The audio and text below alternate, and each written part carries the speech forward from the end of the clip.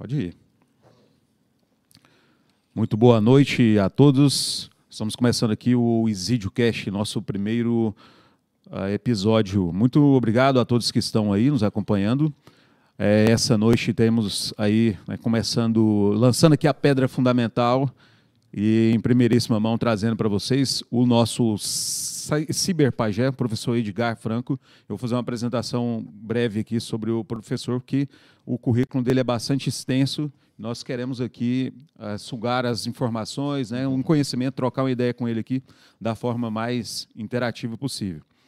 Então, muito bem, sejam muito bem-vindos. Eu sou o professor Jean Exídio, também organizo aqui o GPCine, né, que é o Grupo de Estudo em Cinema, e aí tive essa ideia de transferir, né, o podcast para o YouTube. Na verdade, a gente já fazia um trabalho lá no Instagram, que era o Jean Exídio Ciências Humanas, e estamos com esse novo projeto agora, o ExídioCast. O professor Edgar Franco, ciberpajé, nascido em 20 de setembro de 1971, portanto, ali no Triângulo Mineiro, né, cidade de Ituiutaba, em Minas Gerais. Teve aí sua vida marcada desde cedo aí pela arte, né? Já aos 12 anos, publicou sua primeira história em quadrinhos HQ, em um fanzine, desenvolvendo um amor constante renovado por uma forma de expressão. Por essa forma de expressão, né? Graduou-se em Arquitetura e Urbanismo na Universidade de Brasília, UNB, onde iniciou suas pesquisas sobre a linguagem dos quadrinhos, suas conexões com a arquitetura. Anos depois, o avanço dessa pesquisa veio resultar no livro de História em Quadrinhos e Arquitetura, publicado pela editora Marca de Fantasia em 2004, com segunda edição lançada em 2002. Seu mestrado em multimeios na Unicamp, estudou HQs na internet, batizando essa linguagem híbrida de quadrinhos, hipermídia, de HQ-trônicas, história em quadrinhos eletrônicas. Pesquisa serviu como base para o livro HQ-trônicas, do suporte papel à rede internet, editado em 2005 pela parceria entre editoras e Ana Bloom e FAPESP, com sua segunda edição publicada em janeiro de 2008. O professor também tem um pós-doutorado na UNB, onde continuou desenvolvendo seus estudos relacionados aí à história em quadrinhos. Então, professor Edgar Franco, ciberpajé, seja muito bem-vindo aqui ao nosso primeiro podcast. É um prazer tê-lo aqui. Te agradeço imensamente por ter aceito o convite. Seja bem-vindo. Jean Exídio, o prazer é todo meu, uma alegria poder conversar com você, poder abrir essa série de podcasts, que eu acho interessante essa ideia sua aí, alguém que é da academia, acho que a gente precisa fazer isso, sabe? Fazer a academia chegar em mais pessoas. A gente precisa trabalhar nessa perspectiva extensionista, pensando que o pensamento da academia, de quem está na universidade, ele tem que passar por essas portas, ele tem que chegar na comunidade. Nós que somos professores, pesquisadores de universidades públicas, eu acho que esse é um papel muito importante, que a universidade tem que abrir o olho para isso, e o que você está fazendo, essa proposta, eu acho sensacional. Um prazer, uma alegria estar aqui com você, e meu abraço àqueles que estão nos acompanhando agora, àqueles que vão acompanhar depois também. Justamente, muito obrigado, professor Edgar Franco, e essa questão que você falou é bem interessante, né? A universidade tem que quebrar um pouco essas barreiras e ocupar mais as redes sociais, até porque temos muita coisa ruim por aí, né? E a ideia desse podcast aqui é justamente trazer, né, histórias interessantes, trocar ideias, refletir sobre uma série de questões sociais, seja o quadrinho, seja o cinema, literatura, enfim, né? Nós estamos apenas começando aqui. Então, gostaria de perguntar, né, nossa primeira pergunta para você é o seguinte: como surgiu, então, né, esse interesse pela história em quadrinhos? Eu já disse aqui nas entrelinhas que foi aos 12 anos você teve esse primeiro contato, mas por quê? Como que essa arte te tocou?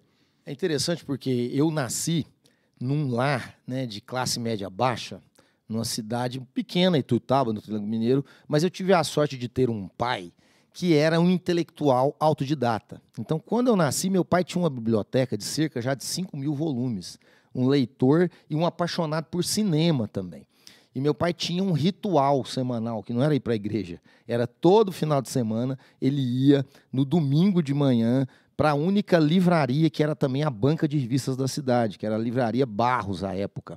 E eu, eu nem falava ainda, meu pai me levava para essa livraria, e logo ele começou a me dar o direito de escolher, todo final de semana, alguma coisa para ler. A princípio, livros de história infantil, que ele lia para mim, e algum tempo depois eu comecei já a ler histórias em quadrinhos infantis, que na época você tinha uma proliferação de histórias em quadrinhos. Você tinha história em quadrinhos, não era só como hoje, né, que você tem mais, é só Maurício de Souza. Você tinha história em quadrinhos espanholas, histórias em quadrinhos italianas, histórias em quadrinhos outros autores brasileiros, né? A Disney também. Então, era um sem número de títulos voltados para o público infantil. E eu comecei a, então, consumir esses quadrinhos. E meu pai, ele gostava muito de quadrinhos também, somente quadrinhos de western. E aí ele lia para mim. Tanto que eu vou começar a ler por volta de 5 anos. Antes de entrar na escola, eu já estava lendo, porque ele que acabou me ensinando, e isso na intenção de ler as histórias em quadrinhos. Então, essa paixão ela começa ali, muito incentivado pelo meu pai, que então me presenteava toda semana com um volume que eu podia escolher na Livraria Barros, lá, que era também a banca de revista da cidade. E é interessante porque vai ter um momento crucial, que é justamente esse momento da passagem do quadrinho infantil para o quadrinho, vamos dizer, adolescente. A maior parte dos meus amigos, essa passagem ela se deu devido ao conhecimento dos super-heróis. E comigo não. Eu tinha já uma paixão antiga pelo horror, pelo cinema de horror. Tem uma história também muito bonita minha com meu pai, que a gente morou durante 1 ano em São Paulo, ele foi transferido para lá, foi o ano entre 75 e 76, e nesse tempo, meu pai comprava em São Paulo umas revistas, uns almanacs que traziam a programação da televisão da semana, porque ele queria ver os filmes que iam passar na televisão, né? Não existia videocassete nem nada desse tipo de coisa.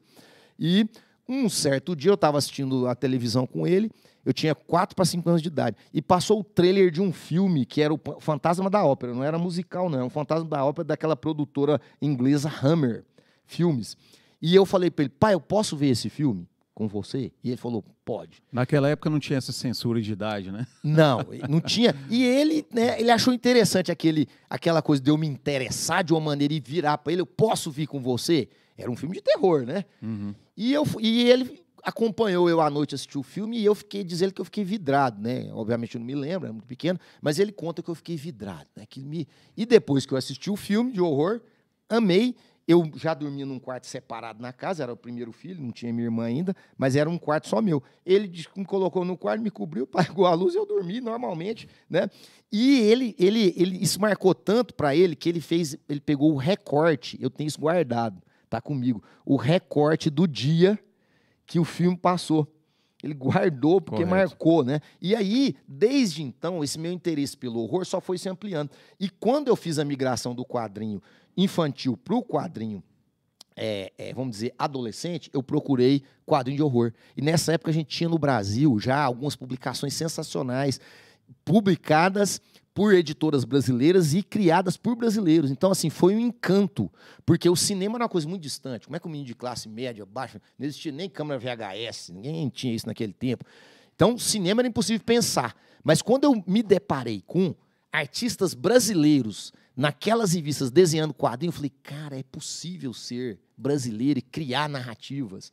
E aquilo foi um encanto total. E aquilo vai me despertar o interesse em desenhar narrativa. E aí eu vou começar ali por volta dos 9 anos de idade a desenhar, vendo as revistas de horror, né? Começar primeiro ali copiando os monstros que eu gostava, as criaturas, e daí em diante vou começar a desenvolver a ideia de criar quadrinhos.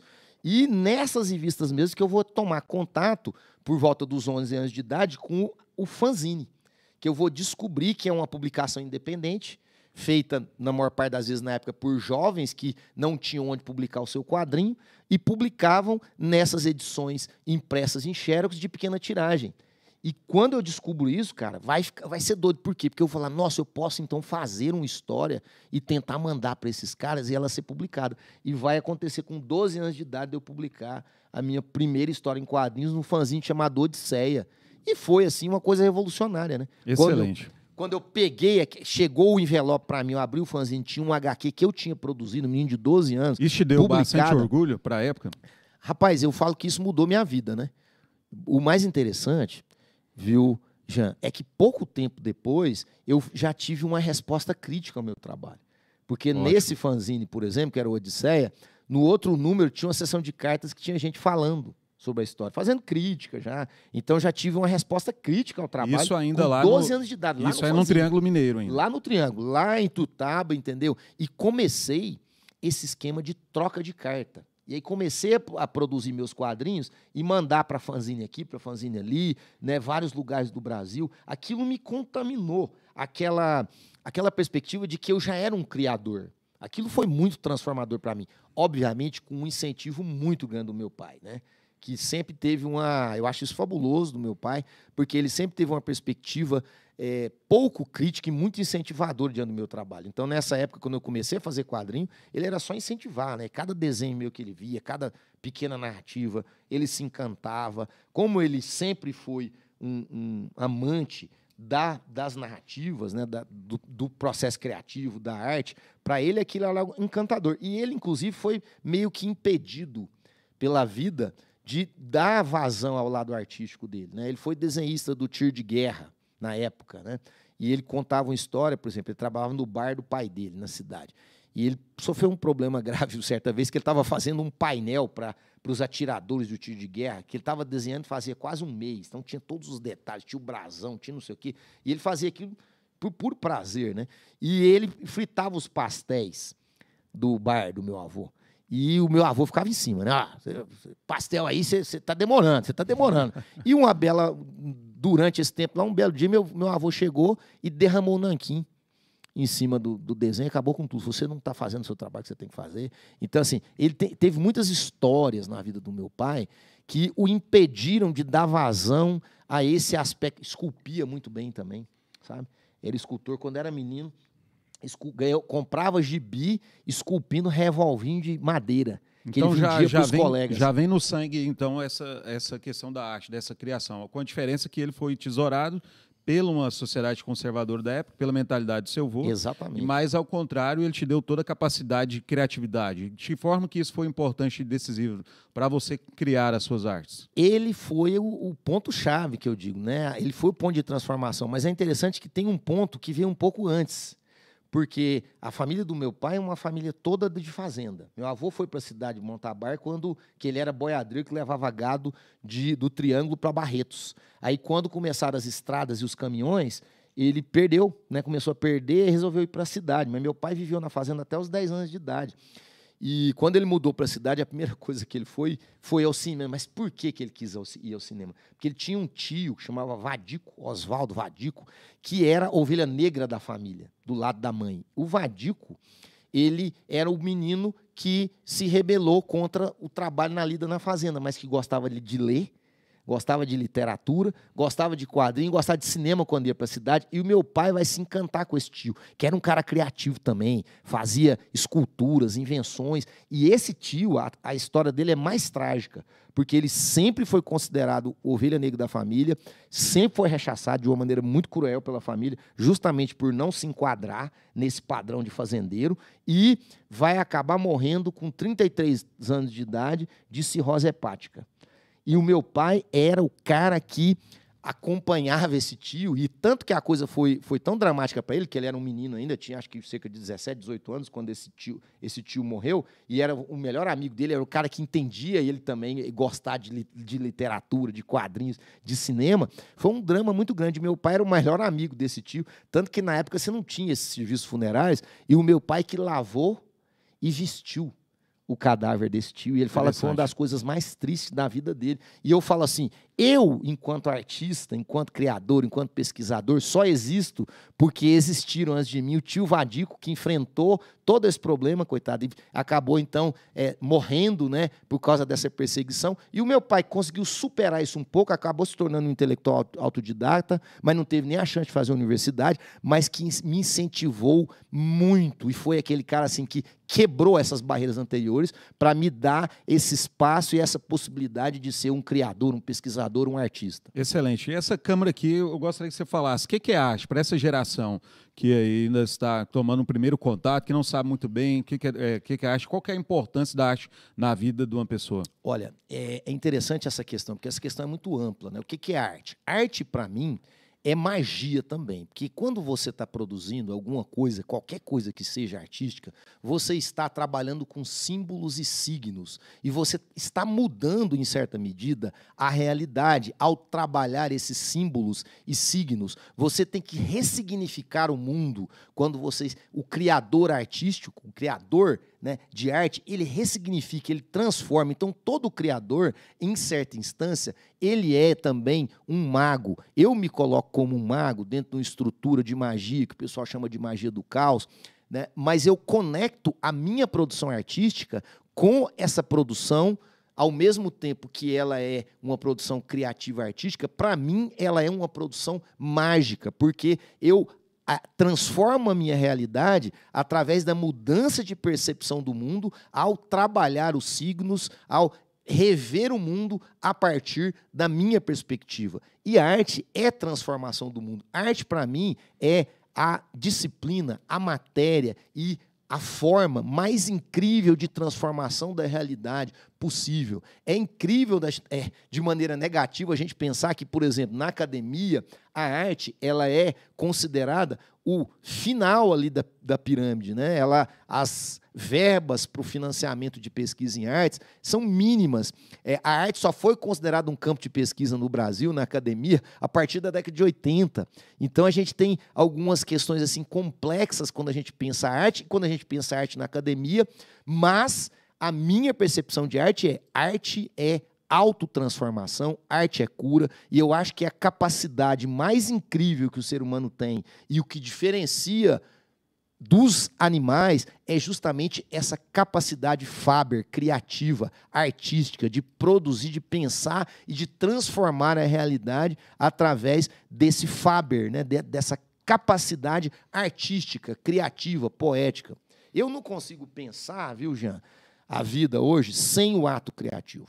Para mim, minha esposa está ali, que é Rose, ela pode falar para você, o ato criativo é aquilo que eu mais valorizo na minha existência contemporânea, porque é o que me transforma, é o que me mantém equilibrado, é o que me mantém incentivado, é o que me faz manter o meu prazer pela existência, pela vida. Excelente. Como que é ser um artista numa cidade relativamente tão careta como é Goiânia?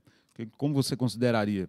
Olha, é interessante porque, nesse sentido, eu vejo só o lado positivo de Goiânia, porque nós acabamos criando redes, e essas redes nos apresentam, nos trazem pessoas incríveis. Então, assim, a gente está conversando aqui, tive o prazer de te conhecer, porque você foi lá visitar a nossa exposição, nosso festival de artes, que é a Ciberpagelância, que aconteceu pela terceira vez agora, 2 semanas atrás, né, lá no Espaço Ruptura, que é um espaço cultural independente aqui de Goiânia.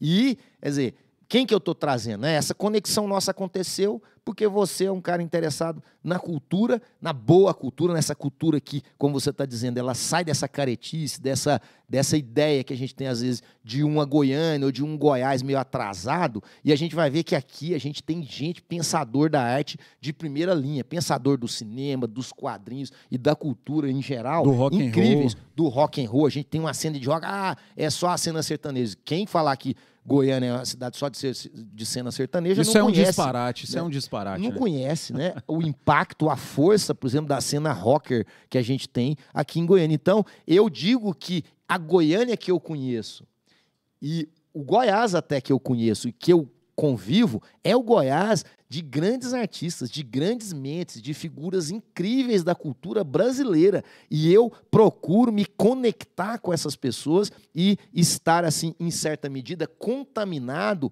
por essas pessoas. Muitos deles, aí, meus alunos, né? Então, assim, eu já estou no programa de pós-graduação em Arte e Cultura Visual da Faculdade de Artes Visuais da UFG há 15 anos, né? Já formei lá mais de 25, tive a chance de orientar mais de 25 mestrandos e doutorandos, e assim, com pesquisas algumas que se tornaram livros, são referência no Brasil inteiro. Então, assim, Goiás produzindo pesquisa em arte de primeiro escalão para o Brasil inteiro, que se torna referência, é uma alegria, um orgulho, e o meu olhar é esse olhar de ser também uma criatura, um ser, um artista mago que ajuda a transformar a realidade cultural dentro da nossa cidade. E então tem uma Goiânia que é fantástica, que tem muita gente fantástica, incrível, criativa. É só procurar no lugar certo que você vai encontrar. Tem uma Goiânia underground por aí que resiste, né? E que está movimentando o tempo inteiro para produzir uma arte que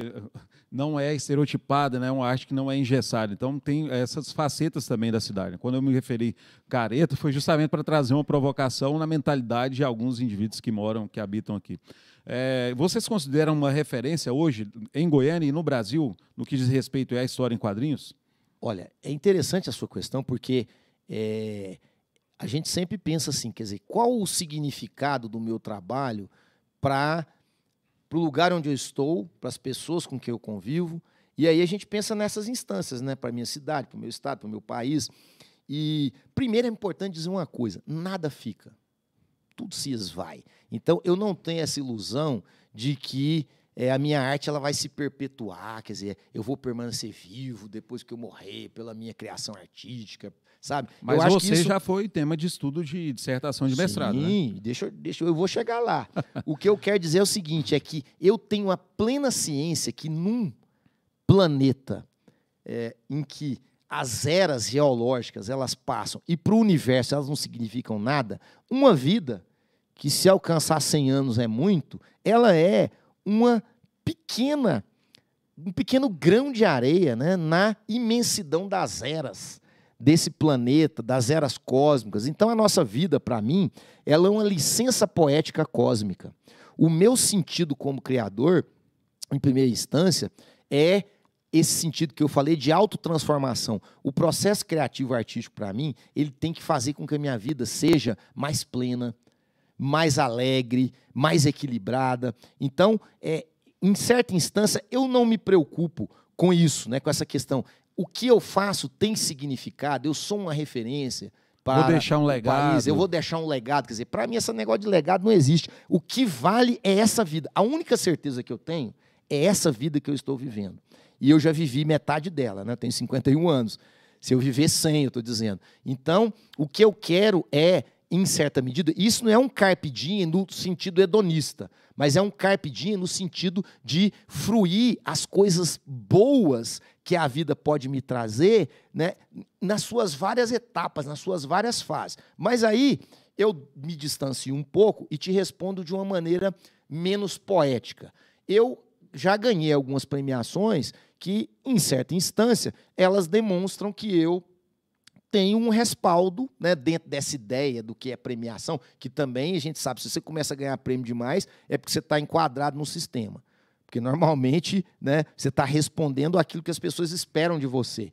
Quem está na vanguarda costuma demorar ou quase nunca ganhar prêmio. Então, a coisa do prêmio tem os dois sentidos. Mas eu sou um pesquisador de 50 anos, eu já ganhei um prêmio do consumo do UFG, né, como professor, pesquisador. Aí ganhei um prêmio muito legal aqui também, que é da UB, né, que é a medalha Frei Confalone, de artes plásticas, que é uma medalha também que já foi dada para muita gente muito importante das artes plásticas do estado de Goiás.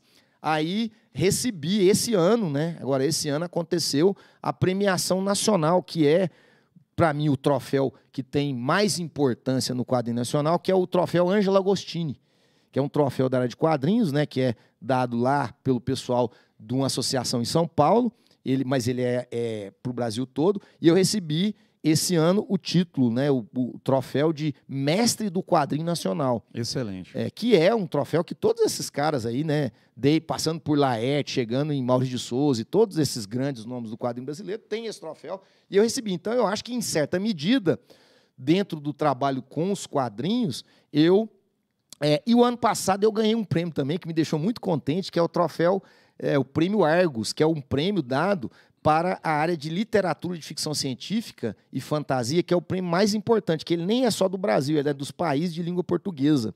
E eu ganhei com uma antologia baseada em ilustrações, que foi coordenada por mim, chamada 2021, uma antologia de ficção científica, e eu tive também a sorte, né, de ser premiado com esse, que é também o prêmio mais importante da ficção científica brasileira, que é também um dos meus ramos aí de estudo. Então, eu acho que essas premiações... Fora a repercussão também do seu trabalho internacionalmente, né? Como você avalia isso e como você vê isso? Olha, é interessante porque, por exemplo, esse álbum que está aqui...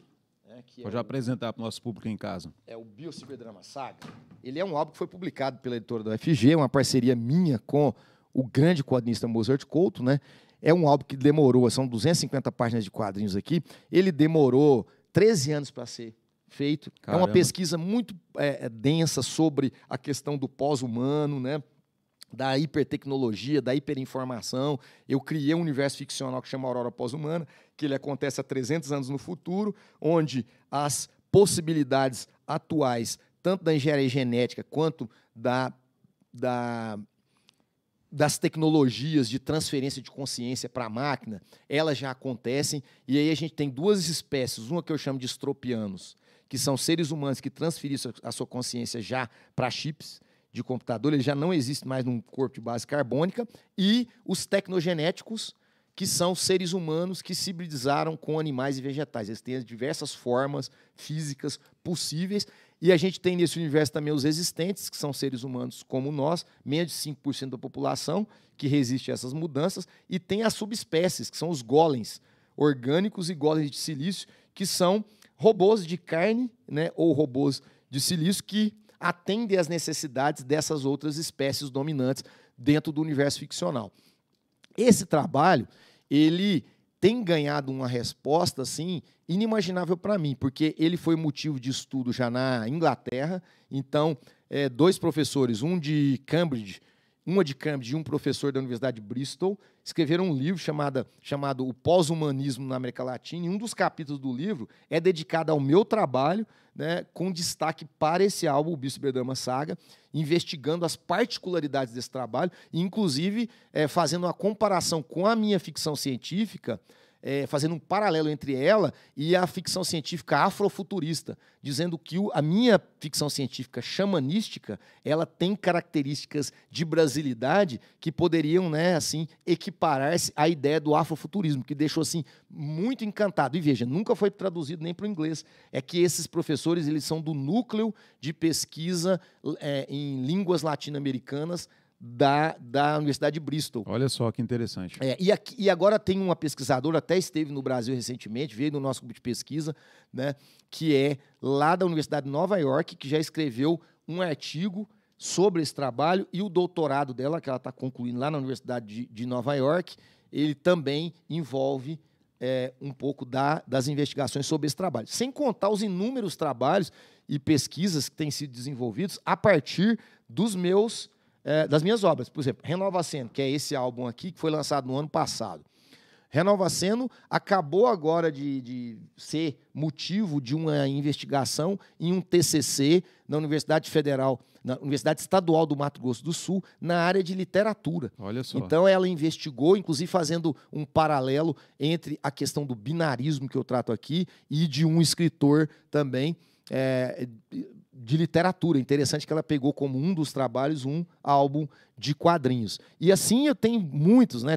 Já tem um dossiê de uma revista científica com 10 artigos de pesquisadores brasileiros e do exterior que investigaram o meu trabalho. Tem um outro pesquisador brasileiro que esteve agora fazendo doutorado na Espanha e pesquisou aí artistas brasileiros que trabalham com música e com expressão gráfica como eu, né? E aí ele vai investigar essa conexão entre os processos criativos. Também eu sou um dos artistas investigados. Então, assim, eu tenho muita sorte da idade que eu tenho, né? Eu me considero, assim, como artista ainda um cara novo, 51 anos, de ver tanta gente interessada, principalmente no âmbito da academia, em investigar, em estudar o meu trabalho, em escrever sobre o meu trabalho. E aí, nesse sentido, talvez o trabalho tenha algum significado, né, para essas pessoas aí que o têm lido, investigado. Mas eu repito, a questão mais importante para mim do trabalho é a transformação que ele realiza na minha vida durante o ato criativo. Então, eu encaro realmente o processo criativo desse trabalho como um processo mágico. Esse álbum, por exemplo, Renova Sendo, ele surge principalmente por causa da morte do meu pai. Meu pai foi vítima da Covid e foi uma coisa muito dramática para mim. E eu tenho vários trabalhos que eu tenho desenvolvido. Você considera esse trabalho dedicado a ele? Não só dedicado, como a primeira HQ que está aqui, né, que abre o álbum, que são HQs curtas, ela vem de uma revisão de um trabalho que eu tinha feito em parceria com ele, que é um dos poucos trabalhos que eu fiz na vida, que foi um videoclipe do meu projeto musical Ciberpajé, em que ele participa do videoclipe e ele recita o aforismo da música desse videoclipe, só que o videoclipe chama Cura Cósmica. E nesse videoclipe a gente falava de uma visão minha e dele, até mais dele, de que haveria redenção para a espécie humana, se ela se reconectasse com a natureza. Tanto que o videoclipe eu filmei numa cachoeira que eu frequentava na minha infância, lá em Tuiutaba. E ele aparece ao final comigo no videoclipe. Só que era um videoclipe sobre cura da espécie humana, né? Reconexão da espécie humana com a natureza. Essa possibilidade de transcendência do humano. E aí vem a pandemia. Esse videoclipe foi filmado em 2017. Vem a pandemia e o meu pai acaba sendo vitimado pela pandemia, que, na minha modesta opinião, é um resultado da nossa desconexão com a natureza, da nossa ideia de que nós somos uma espécie que pode, né, se desvencilhar do mundo natural sem saber as consequências que vêm por aí. Isso foi muito dramático para mim, né? A morte do meu pai até hoje, ela é um grande drama. Você fala da morte do seu pai com um certo cuidado. Isso ainda te toca profundamente? Me toca profundamente, né? Rose, que está ali, minha esposa, ela sabe disso. Ela sabe que isso, quer dizer, é algo que eu não vou superar muito fácil. Eu digo, tem uma coisa que é legal da minha relação com meu pai, que é fantástica, que é o seguinte: eu não tinha nada que eu queria falar, dizer e viver com meu pai que eu não vivi. O que eu sinto é a ausência.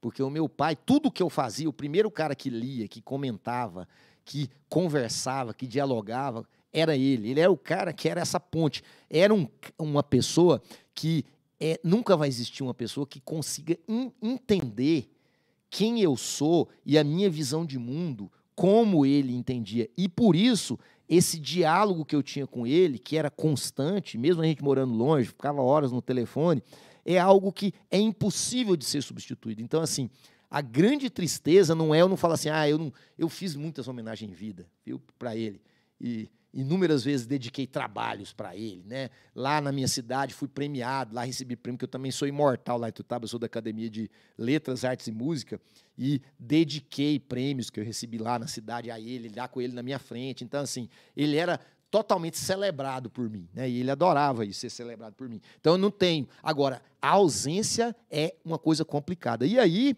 eu tive que, em certa medida, usar da arte como magia para trabalhar, porque eu entrei num processo um pouco niilista, assim, de pensar, a visão do meu pai era uma visão transformadora para a realidade humana. E ele acabou sendo vítima desse mundo que não está nem aí para a natureza, não está nem para a reconexão, desse mundo hiperególatra, hiper voltado para um individualismo que não é uma individuação, porque eu sou a favor da individuação, que é a ideia de você compreender a realidade através do seu ponto de vista, né, e criar os seus valores, mas não do individualismo, que é o egocentrismo, o egoísmo, é não compartilhar nada com o outro, né? Essa ideia de individuação, para mim, ela é fundamental, porque é uma ideia dentro do meu contexto como mágico, como magista, né, como mago, que ela traduz essa intenção de criar o meu próprio sistema mágico, que remonta à ideia de um sistema religioso, em certa instância, mas levar esse sistema mágico como o sistema de valores para a minha existência. Porque eu não acredito em verdades e também não creio em nada que seja constituído, por exemplo, enquanto pensamento da realidade, pelo outro. A visão do outro, ela pode me auxiliar a interpretar, mas é só a minha visão, aí um pouco pensando na ideia solipsista, que pode me fazer transformar a minha realidade. Porque, assim, essa coisa de magia, né? A minha visão de magia, ela é uma visão muito pragmática. Magia é a capacidade que eu tenho de transformar símbolos e mudar a minha percepção da realidade. Não é mudar a sua percepção, não é chegar aqui e falar assim, eu vou fazer um feitiço e você vai fazer uma coisa que você não quer. Essa é uma visão religiosa, né? Essa é uma visão religiosa da magia. Entrar no seu livre-arbítrio. Isso não existe. A magia é o seguinte, eu manipulei símbolos criando as HQs de Renova Seno a partir desse drama vivido com meu pai e ao remodelar esses símbolos, eu revi a minha relação com meu pai e revi esse estado niilista. Porque eu percebi que o meu pai, a lição dele para mim principal, e isso foi através desse processo artístico, foi, olha, a vida vale a pena. Meu pai sempre amou a vida. Ele nunca foi nostálgico. Ele nunca é um cara que você sentava, que ele ficava falando, porque no passado morreu com 80 anos. Não, era o agora. Ele morreu acreditando que a vida vale a pena? Com certeza. Ele morreu acreditando que a vida vale a pena. Ele queria continuar vivendo. Isso é tão curioso, porque o médico ele falou assim, não entuba seu pai não, que eu acho que ele não vai sobreviver. Só que eu perguntei para ele, pai, você quer ser entubado? Quero. Entendeu? Ele já estava com a respiração, quero, porque ele morreu de Covid, né? Você quer? Quero. Então, assim, ele queria. Então, assim, ele morreu entubado, beleza, porque ele teve a chance, porque foi até naquela época que a coisa estava horrível, era uma cidade pequena, ele ainda teve a chance, porque poderia nem ter tido a chance, né? Estava tudo ocupado, aquela coisa complicada, de ser entubado. Então, ele morreu acreditando na vida e foi um cara que viveu a vida muito bem.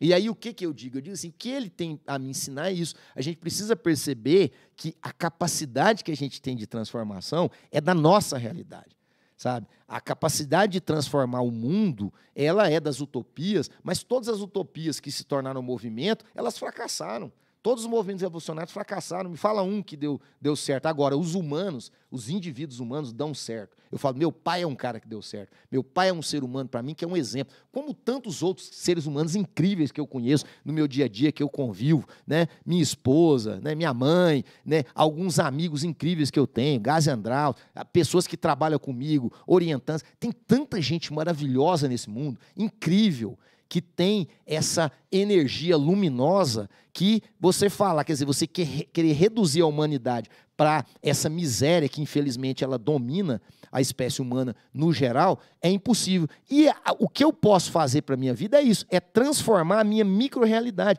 E, às vezes, essa minha autotransformação pode servir de exemplo para as outras pessoas. Por isso que eu digo, a arte é o meu meio de criação e de autotransformação mágico, artístico. E o objetivo de criar arte para mim é me transmutar e transformar a minha realidade para melhor. Agora, a recepção é maravilhoso. Se eu fiz isso e isso te tocou, é bom. Mas o interesse principal meu não é a recepção do trabalho, é a autotransformação que esse trabalho significa enquanto eu estou criando. Por isso que eu também encaro o ato criativo como um ato ritualístico. Eu me isolo, né? Eu crio Era justamente espaço, isso que eu ia perguntar. Um espaço que ele é especial, ele tem música, ele tem elementos ali. A gente já teve até problema. Quando eu fui gravar um disco meu que chama Lúcifer Transgênico, tá aqui, ó, foi lançado, inclusive, na Inglaterra esse trabalho, nessa box aqui. E é um CD musical do Post-Human Tantra, que é a minha banda, né?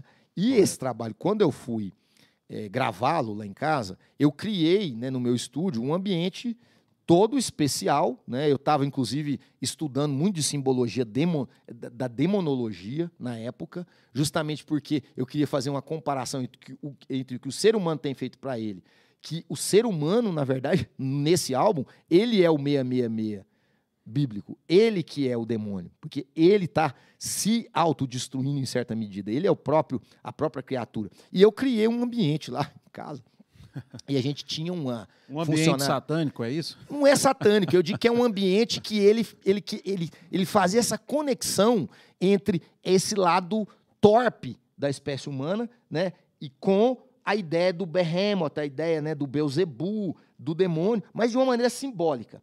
E eu peguei algumas imagens, criei, né, dentro do estúdio musical, para me isolar, que é o que eu sempre faço. E a gente teve um problema, porque tinha uma funcionária, que era nossa funcionária já há 5 anos, muito boa funcionária, inclusive, né, que nos ajudava na limpeza, e ela viu esse estúdio lá e tal, e eu sei que depois... Ela achou que confundiu com o oráculo ao Beelzebub. Ah, adivinha. Ela ligou para minha esposa, era ela diarista, né? Isso alguns dias depois dela ter ido lá, limpado o estúdio, ela ligou para minha esposa e falou que não ia mais.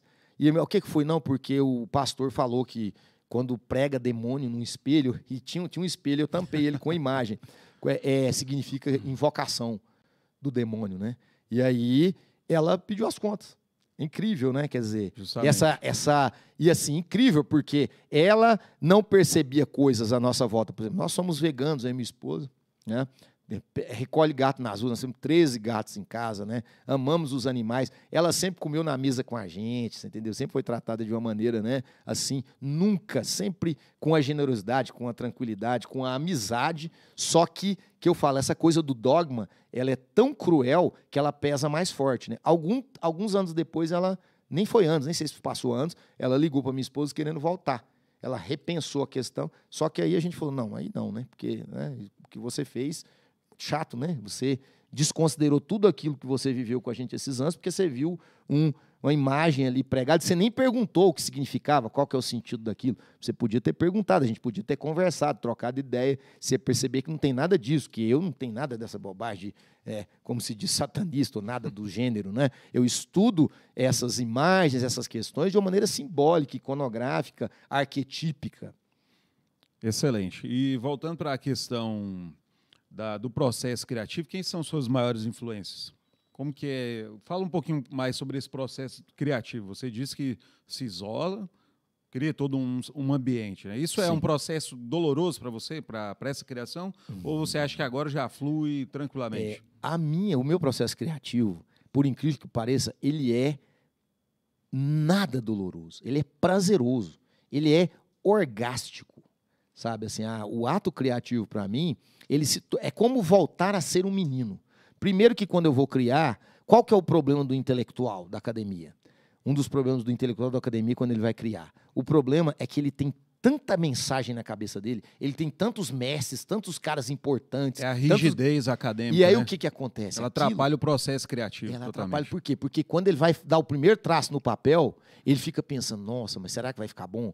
Nossa, mas eu sei lá, o cara, se ele é cineasta, ele vai começar a fazer um filme, ele vai pensar no Godard, ele vai pensar no Kubrick, ele vai pensar no o cara começa a pirar. Ele está mais preocupado com a crítica antes do processo criativo, né? Isso que engessa muitas pessoas. Engessa né? total. E aí o que acontece? O cara fica travado. Eu não. Quando eu vou criar, eu falo para você, por isso que o ato criativo, para mim, é um ato de autotransformação. Eu não estou preocupado com crítica, eu não estou preocupado com o que você vai pensar, se você vai achar bom, se você vai achar ruim. Eu estou preocupado em penetrar no momento do ato criativo, experienciar mas você acha aquele momento. Você acha que isso é mais possível no fanzine, do que no HK, do que em outro tipo de Eu arte? acho que isso é em qualquer tipo de arte, porque eu sou um artista transmite, você viu. Eu faço música, faço animação, né? Então, a gente está trabalhando com inteligência artificial para criar animação, tem 6 anos.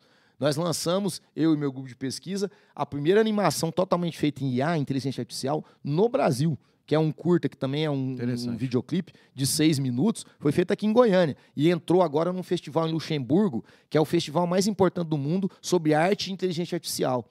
Entrou lá esse trabalho. Quer dizer, e isso, todas essas produções que eu faço, elas têm como princípio esse prazer do criar, essa liberdade, né? Você precisa, quando você vai criar, para você conseguir ter um trabalho que ele seja leve, puro, você precisa tirar da sua frente essas amarras da crítica, do que as pessoas podem achar, porque se você coloca esse crivo, você sempre vai estar, assim, né, preso. E eu digo, eu não sei se o que eu faço é bom ou se é ruim. Nem me interessa. O que me interessa é justamente esse prazer em entrar nesse processo ritualístico que é criar e me divertir. E aí eu falo assim, você faz parceria criativa? Muitas. Só faço parceria criativa sem envolvimento financeiro, com pessoas que também coadunam com a minha visão de mundo. Aí você faz coisas incríveis e dando liberdade para os meus colegas. A gente vai fazer parceria, é liberdade. Ó, você tem essa abertura aqui. Tem um projeto musical meu, por exemplo, que já tem 31 EPs lançados com bandas de 7 países. Olha só. E esse projeto chama Projeto Ciberpagé. Olha o que eu faço. Eu gravo aforismos recitados pela minha voz. Em português ou em inglês? Em português, só em português. A língua portuguesa. Gravo os aforismos e aí eu passo para as bandas, tá? E eles vão criar uma ambiência sonora. Então tem banda do Brasil inteiro, tem banda da Colômbia, dos Estados Unidos, da França, da Inglaterra, tem banda de vários lugares do mundo fazendo isso. É claro que quando eu vou mandar para eles, eu faço a tradução para eles saberem o que está acontecendo ali. Mas, assim, são pessoas e bandas e artistas que coadunam com o meu pensamento, que já tem uma conexão comigo, que já gostam do meu trabalho. E aí, cara, a liberdade é total. Eu só falo assim, a única coisa é que o aforismo tem que ficar audível. A minha voz tem que ficar audível. O resto, faça o que tu queres, pois é tudo. Cara, e é cada coisa sensacional. Tem desde o jazz, tá, ao punk, passando pelo noise, pelo rock and roll, pelo progressivo, tem tudo. Então, assim, é um projeto que ele tem uma abertura sonora que só é possível por causa disso, porque eu vou me identificando e convido, e os caras topam a parada, e aí a liberdade de criação. Assim como eles curtiram o que o aforismo diz, né, e pegaram ali o aforismo com a minha voz, com a minha entonação, e aceitaram, eu também vou abrir o meu coração. Cara, e é incrível, porque é tanta coisa fantástica que surge disso, dessa conexão que nasce dessa liberdade. Excelente. A arte não pode ser engessada, né? Então, você que está em casa, liberte aí a sua capacidade criativa e não fique preocupado com a crítica, né? Pega esse detalhe aí. Tem gente que, às vezes, fica nervoso de eu falar, mas eu digo que não existe essa ideia de economia criativa. Correto. O pessoal sobe na parede. Por quê? Não dá, é um oxímoro, não dá para você misturar a palavra economia com criatividade. Se você colocou economia no meio, você começa a necessitar de adaptar aquele trabalho para que ele venda. Se você já está adaptando o trabalho para vender, toda a pureza criativa daquele trabalho cai por terra. Toda a liberdade criativa do trabalho cai por terra. Por isso que o cinema é uma arte difícil quando ele entra, por exemplo, na grande produtora. Você tem todas aquelas equipes, você tem um produtor por trás querendo ali, né, ganhar uma grana com aquele trabalho. Aí você acaba quebrando essa questão da autoria, que para mim é fundamental. Né? Essa questão de que você, o autor, ele tem que imprimir no seu trabalho, em certa medida, a sua visão de mundo. E quando você coloca economia, que você tem que ganhar, Edgar, mas você é contra ganhar dinheiro com arte? De jeito nenhum. Isso aqui tudo, em certa medida, foi publicado, né, e gera lá uma pequena renda para mim. Mas nenhum desses trabalhos que você está vendo aqui, ele foi pensado para um público, que eu ia fazer, ia ter uma gravadora, ia ter um cara, ia acontecer, isso ia ser vendável, não. E por que eu posso fazer isso? Aí eu falo, tem que ter estratégias, né? No Brasil, muitos artistas foram funcionários públicos, grandes, né? Você pegar lá até, acho que o Machado de Assis, né? Grandes aí, artistas de todas as áreas, tiveram que ter estratégias para conseguir viver da sua arte. O pessoal fala assim, Edgar, então você é um professor e pesquisador, e o seu hobby é ser artista? Eu falo, você não entendeu nada. Eu sou um artista, em primeiro lugar. E o meu hobby, que é um hobby maravilhoso, é ser professor e pesquisador, porque eu pesquiso e dou aula daquilo que eu amo. Só que eu vivo do meu hobby. O salário que eu ganho como professor e pesquisador, ele garante a minha liberdade total e irrestrita como criador artista. Mas eu sou, em primeiro plano, artista. Ciberpagé é um artista que também é professor e pesquisador e vive do que ele ganha como professor e pesquisador, que é o meu hobby, para me manter, vamos dizer assim, nesse papel indelével, né, e totalmente libertário de criador. Pensando nesse processo, por que você acha que a arte no Brasil é tão menosprezada? Por que principalmente, né, nos últimos anos, mas praticamente acabou o Ministério da Cultura, né? Os artistas ficaram relegados a segundo plano nesse último governo, principalmente. Olha, a grande questão é a cognitiva, né? Você desenvolver a sensibilidade artística, eu acho que ela é o nível mais complexo de percepção da realidade. Quando você começa a abrir a sua perspectiva de vida para experienciar múltiplas expressões artísticas, né? Você começa a gostar de cinema, de teatro, de pintura, de escultura, né? De literatura, de game, de história em quadrinhos. Quando você começa a penetrar nessa complexidade da autoexpressão, que é a arte, você está no território de talvez maior complexidade de visão da realidade, que é o território das subjetividades. Esse território é o território mais interessante para aqueles que querem deter o poder e controlar as massas, nas perspectivas neofascistas, principalmente. Não há interesse, né, de ninguém que queira controlar a massa, que essa pessoa tenha acesso às subjetividades, à complexidade das subjetividades. Essas pessoas que estão no poder, elas querem uma população, infelizmente, que ela seja limitada completamente por uma visão de mundo binária. né? Por exemplo, a gente tem um crescimento aí exponencial nas últimas décadas dos evangélicos, dessa perspectiva dos evangélicos. Eu não tenho preconceito contra ninguém, mas é uma perspectiva totalmente binária. Ela é tão simplória que ela chega a tirar até a complexidade da Igreja Católica, do catolicismo, que já é simplório. Mas o catolicismo ele ainda permite a existência dos arquétipos. Você tem os santos, você pode se identificar, por exemplo, eu adoro a vida do São Francisco de Assis, você ainda pode se identificar com arquétipos diferenciados, você tem a Virgem Maria, você tem a figura feminina, você migra para essa perspectiva aí radical evangélica, você apaga a zona cinza, você apaga toda forma de arquétipo e você tem só o quê? Deus e diabo.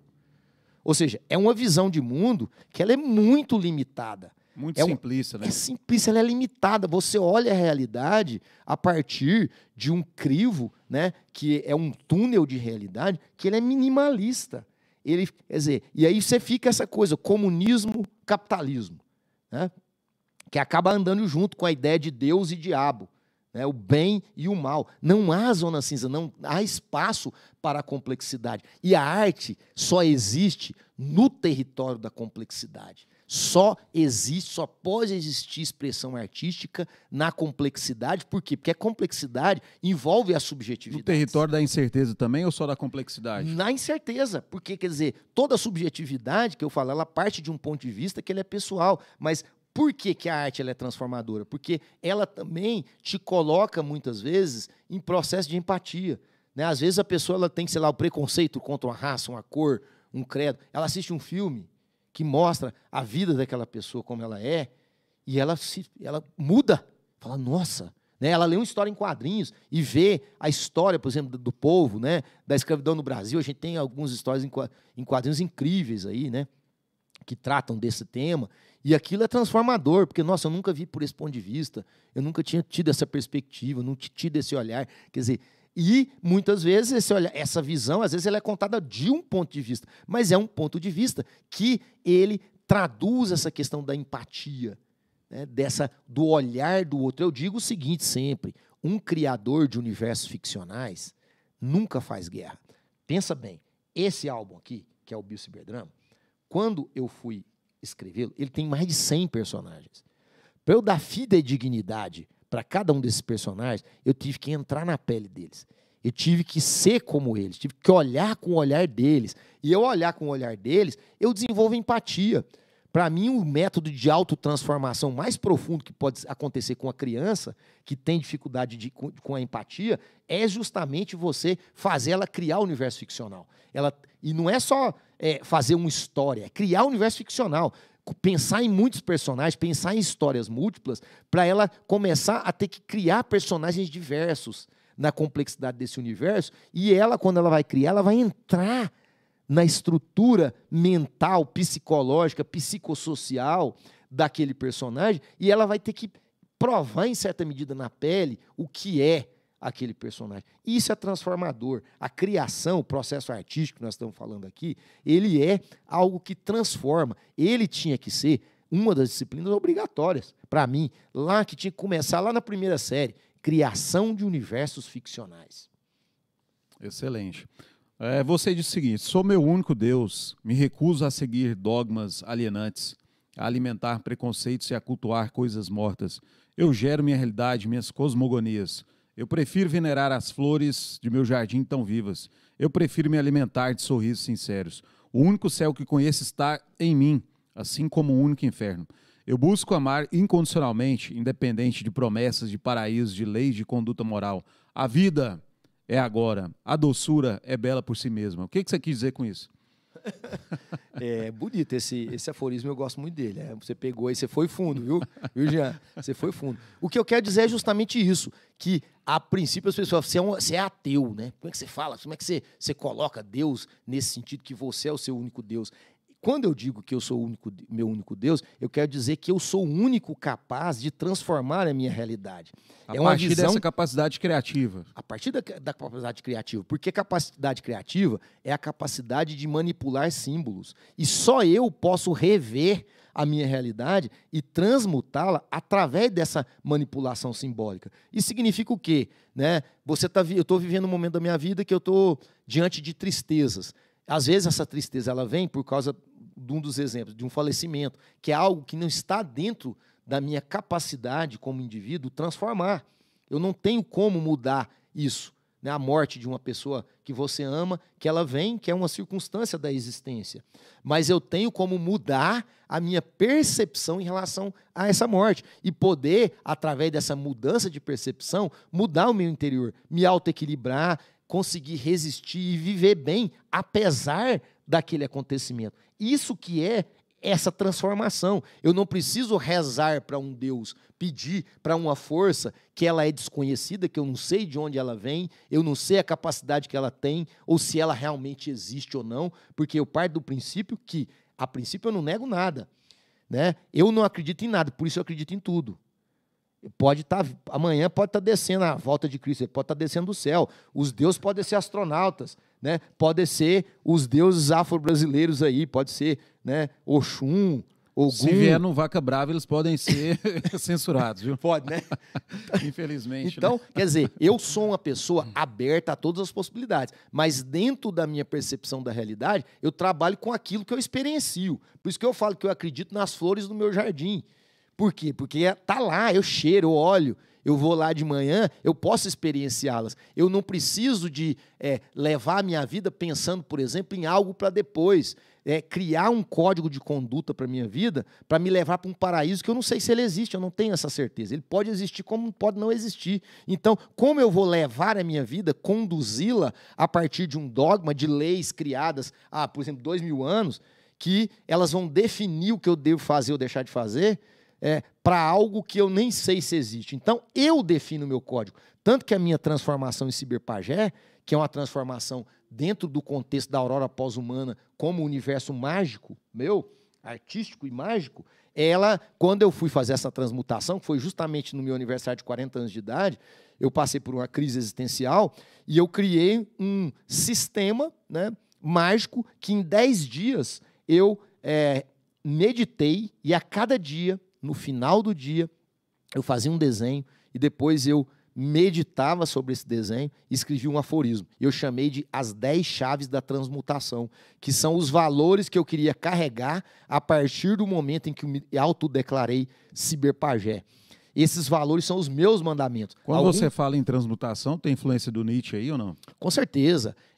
O Nietzsche é, para mim, o único filósofo ocidental, né, a partir do século XVI, que me interessa, porque o Nietzsche, e aí eu tenho muito interesse pela filosofia oriental e pelo ocultismo ocidental também, mas dentro do contexto da filosofia, o único filósofo que me interessa é o Nietzsche, justamente porque ele falava desse processo de autotransformação, de transmutação, de possibilidade fantástica, né, daquilo que o pessoal lá destruiu quando jogou na ideia nazista, né, que é a ideia do super-homem, que para mim aquilo lá desvirtuou tudo o que eu entendo que o Nietzsche quis dizer quando ele falava de super-homem, e nesse sentido eu acho o Nietzsche um filósofo também com um pé na transcendência. Apesar de muitos dos defensores dele vão dizer que não, mas nessa transcendência que é a capacidade do homem de se autogerir, né, e de alcançar uma glorificação e uma experiência da vida que ela é plena. Isso aí é sensacional. É algo que bate com o pensamento de muitos da filosofia oriental que eu admiro e com o ocultismo ocidental também. Com caras, por exemplo, que você falou que me influenciam como artistas, um que me influencia muito, você deve conhecer, é o Alejandro Jodorowsky, sim, que é também cineasta, que é quadrinista, cineasta, e que criou um sistema que eu acho sensacional, que chama psicomagia, que vai além da ideia da terapia psicológica, né, da psicologia, né, freudiana, que é muito essa ideia de você ouvir o outro, que é uma ideia de você remodelar o inconsciente através de atos artísticos, que ele vai chamar de psicomágicos, que o seu inconsciente ele não consegue diferenciar entre o que é realidade e o que é ficção. Por isso, quando você simula alguma coisa, por exemplo, de forma teatral, você sendo um ator, você pode gravar aquilo no seu inconsciente e, inclusive, implodir um trauma. Eu estou simplificando muito aqui o processo, mas é sensacional. Tem até livro, foi até traduzido para o Brasil, né? Para o português, o Psicomagia dele, que eu indico para quem tem interesse por essas coisas e que tem também na arte esse processo aí de transmutação, de revisão da realidade. Interessante. O que é uma coisa que te revolta? Você olha assim e te dá uma revolta profunda. É a dogmatização do outro. Isso me revolta, que é você impor sobre o outro as suas crenças, a sua visão de mundo e você querer colonizar o outro. Colonizar o outro com as suas ideologias, os seus dogmas, a sua visão de mundo. E isso é algo que a gente vê todo dia, né? Eu acho que é o grande drama da humanidade, o grande problema da humanidade é esse, né? O grande problema político que nós estamos vivendo aqui é essa contaminação, que hoje, por exemplo, ela usa muito dos meios digitais para conseguir ter mais potência, mais vivacidade, né? Porque a gente vive uma era da pós-verdade. A verdade ela passa a ser algo que não é mais aquilo que tem uma estrutura lógica, ela passa a ser aquilo que é dito muitas vezes. Isso é insano de pensar, né? A verdade é o que é dito muitas vezes, não é o que é baseado em uma lógica, uma reflexão lógica sobre a realidade. Você utiliza 2 relógios, por quê? Uma curiosidade agora. Eu tive no outro podcast muito legal aqui de Goiânia recentemente, né? O Pavê e Ouvir, foi muito legal o nosso papo lá. E eles me perguntaram isso também, né? E por que dos 2 relógios? Porque esse relógio que está aqui, ele é muito especial para mim, né? Ele tem mais tempo de existência do que eu tenho de vida, né? Meu pai comprou esse relógio pouco antes dele casar. E então, se o meu cálculo está certo, ele tem 56 anos agora, esse relógio. E meu pai usou esse relógio a vida inteira, né? É um relógio Oriente e estava sempre no braço dele, então carrega a energia dele. E quando ele, né, faleceu, o relógio passou a ser meu, passou a andar comigo, só que eu tenho um certo respeito por ele. Eu coloco ele, não é no dia a dia, são em momentos que eu considero que são mais importantes, em que... Que maravilha. Então, né? Esse momento aqui é um momento importante. É um momento importante, com certeza. Vim falar com você, trocar ideia, falar sobre essas coisas que eu gosto de falar, é um momento especial. Então, tá aqui e pensa como eu sei que a energia atávica, ela existe, a energia do meu pai, em certo sentido, ela está comigo aqui agora. Porque esse objeto esteve ali no campo iônico dele durante 55 anos, né? 54 anos. E agora está aqui comigo, em certa medida. Então, o sentido dele é energético. Agora, esse aqui é o sentido tradicional mesmo. E o pessoal nem usa muito relógio hoje, eu estou vendo que você até usa, mas eu uso relógio porque eu não uso celular. Eu não tenho, nunca tive celular. É um objeto que eu abominei da minha existência. Vamos falar então um pouco dos projetos futuros. O que é que você pode falar um pouco do lançamento, falar um pouco também do CriaLab? O que é que você tem, o que é que você pensa para projetos futuros? O que é que você idealiza para fazer ainda? Olha, eu sou muito profícuo. Eu estou sempre pensando. Meu trabalho é transmídia, então assim, eu estou agora com um álbum do meu projeto musical Posthuman Tantra sendo gravado. Vai ser lançado agora no começo do ano que vem um álbum que é comemoração dos 18 anos do Posthuman Tantra, que é uma remixagem do primeiro álbum, que chama Pissing Nanorobots, e junto tem um Pissing Nanorobots Again, que é um outro álbum que eu gravei usando os mesmos plugins sonoros da época desse álbum, 18 anos atrás, e tem um tributo que são 14 bandas do Brasil e do exterior, regravando as músicas desse primeiro disco. Esse trabalho está para sair no começo do ano agora. E tem um outro disco, como eu disse, que eu estou gravando do projeto. Tem para ser lançado também no começo do ano que vem um novo EP do projeto Ciberpagé, que é um EP chamado Códigos Cósmicos de Batalha do Ciberpagé, que traz aí 6 faixas. E nós estamos fazendo os videoclipes dessas faixas, todos em inteligência artificial. Então são 6 músicas, nós já temos 4 prontos. Todos foram criados usando redes neurais e inteligência artificial. Só ir lá no meu YouTube, Ciberpagé Edgar Franco, procurem lá no YouTube, vocês vão poder ver esses videoclipes recentes. E nós estamos trabalhando agora no 5º videoclipe, que deve ser lançado também em breve. E no sábado agora, eu vou estar lançando. Então, quem quiser ir lá, bater um papo comigo, pegar um desenho, um autógrafo de ritual de presença, que é um ritual mágico que eu faço, de fazer um desenho exclusivo, direto à caneta, no álbum de quem estiver lá para adquirir. O Licanarquia é um projeto de uma história em quadrinhos de um lobisomem pós-humano, se passa no contexto da Aurora pós-humana, e é uma parceria minha com um grande quadrinista brasileiro, que é o Toninho Lima, que desenhava quadrinhos de lobisomem e de horror para a editora Block nos anos 80. Eu era menino, lia o trabalho dele e tive a chance de reencontrá-lo agora, e fizemos esse trabalho conjunto, que foi inclusive financiado pelo Catarse, foi um sucesso, nós dobramos a meta, né, do crowdfunding dele. E qual lugar do lançamento?